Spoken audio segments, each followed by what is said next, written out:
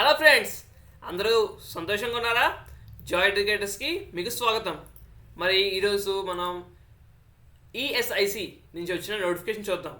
3864 వేకెన్సీస్తోని వచ్చింది ESIC.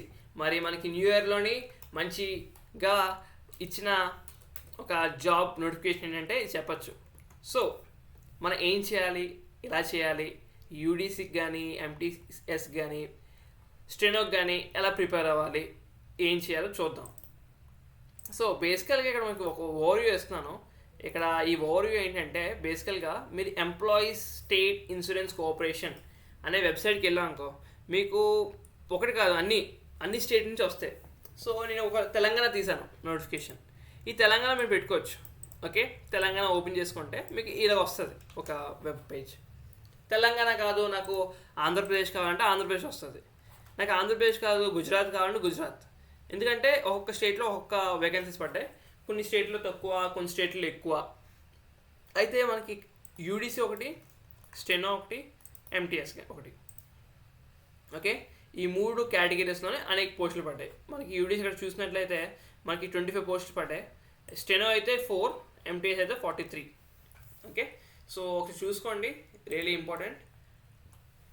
So మనకి UDC ఇక్కడ జస్ట్ వేకెన్సీస్ ఒకవేళ మనకు పీడబ్ల్యూడీ అయితే ఏంటి అని చెప్పి చూపించాడు. సో స్కేల్ పే మనం చూసినట్లయితే మంచి స్కేల్ పే కూడా ఉంది మనకి యూడీసీకి అండ్ స్టెనోకి అయితే. ఎంటీఎస్ కూడా బాగానే ఉంది, 7th సెంట్రల్ పే కమిషన్ ఉంది. నెక్స్ట్ ఎసెన్షియల్ ఎడ్యుకేషనల్, ఇది చాలా ఇంపార్టెంట్ అండి. ఇక్కడ ఏంటంటే డిగ్రీ ఉండాలి, any degree. And then working knowledge of computer ఎలా పనిచేస్తుంది, డేటాబేస్. ఓకే, ఇది ఎసెన్షియల్.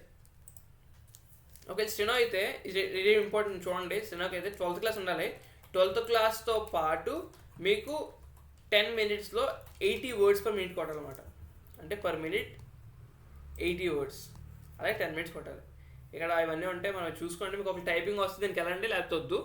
ఇప్పుడు నేర్చుకుంటారంటే మళ్ళీ కష్టం అవుతుంది కాబట్టి ఒక చూసుకోండి. ఓకే, నెక్స్ట్ ఎంటీఎస్ అనేది 10th బేస్ మీద. So it's also in okay. So చూసుకోండి ఒకసారి. ఇవన్నీ నేను నార్మల్ చిన్న పోస్టులు ఉంటాయి, సో అది కొంచెం చూసుకోండి ఒకసారి. సో ఇది మాట. ఇది మనకి ఇక్కడ ఏజ్ ఇచ్చారు 18 to 27. అదే ఎంటీఎస్ అయితే 18 to 25. ఒక చూసుకోండి, ఏజ్ ఒక చూసుకోండి. ఏజ్ రిలాక్సేషన్ కూడా రిజర్వేషన్కి ఇచ్చారు. So national citizenship India or Bhutan or Nepal కూడా. సో హౌ టు అప్లై, ఇది మన 15th February 2022 గారు పెట్టండి. First point.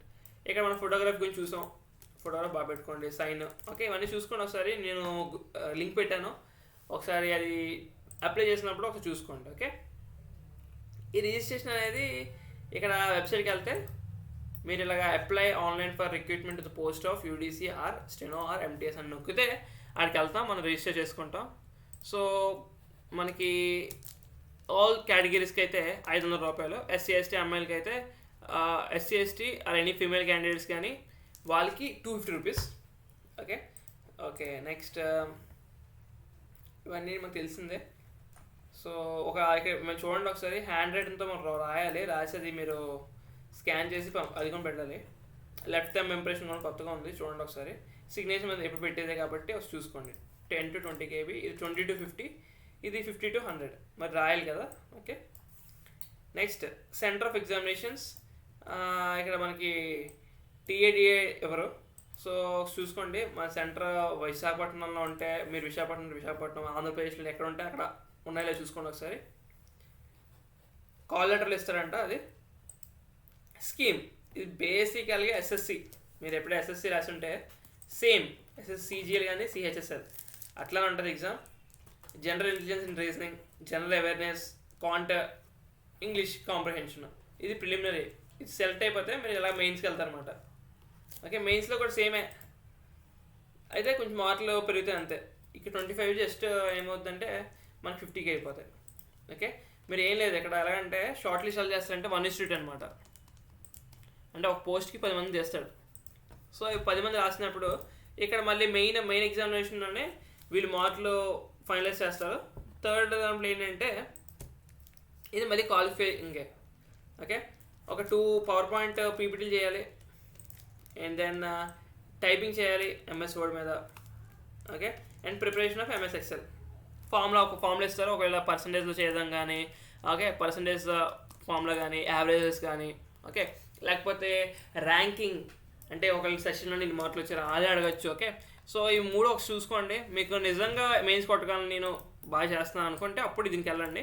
ఫస్ట్ మాత్రం మెయిన్స్ మేము బాగా ప్రిపేర్ అవ్వండి. ప్రిలిమ్స్ మెయిన్స్ ప్రిపేర్ అయిపోయాక ఇది అలాగే ఈజీ మనం చేయగలం. ఇంత కష్టపడిన వాళ్ళు గ్యారంటీ ఇది కష్టపడతారు కాబట్టి.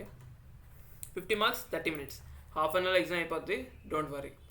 Okay, coming to the next thing, స్టెనోగ్రాఫర్కి అది మనం ఇప్పుడు చూసింది యూడీసీకిను మరియు యూడీసీ ఒకటిదానికే. ఇప్పుడు నెక్స్ట్ దానికి స్టెనోగ్రాఫర్ కూడా 2 phases ఇచ్చారు. The first phase English language and comprehension. మీరు జీకే జిఎస్ ఏం చదవకలే, కానీ జనరల్ అవేర్నెస్ చదవాలి కొంచెం. ఓకే, రీజనింగ్ ఎబిలిటీ ఈ రెండు బాగా చదువుంటే మీరు జనరల్ అవేర్నెస్ అలా చదివినా కూడా మీరు జస్ట్ క్వాలిఫై అయిపోవచ్చు. ఇక్కడ 1:10 మేము చేస్తారు. తీసినప్పుడు సెకండ్ దానిలో ఏమవుద్దంటే ఇక స్కిల్ టెస్ట్ వెళ్ళిపోద్ది. ఓకే, మెయిన్స్ అనేది స్కిల్ టెస్ట్. కాకపోతే ఇక్కడ మార్కులు మీకు దేని మీద తీస్తారంటే దీని మీద. ఓకే, మార్క్స్ ప్రిలిమ్స్ మీద తీస్తాడు, స్కిల్ టెస్ట్ అనేది మెయిన్ మాట.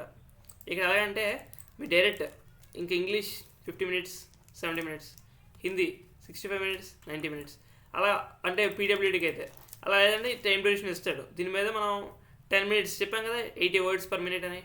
అది కొట్టగలరా అంటే మీరు చక్కగా పెట్టుకుంటే గ్యారంటీ జాబ్. ఓకే, ఎంటీఎస్లో మళ్ళీ 2 ప్రిలిమ్స్ మెయిన్స్ 1:10 పిలుస్తాడు, సేమ్ సిలబస్. పిలిచాక మీకు మార్కులు ఎవరికి ఎక్కువ ఉందో వాళ్ళని తీసుకుంటాడు అనమాట.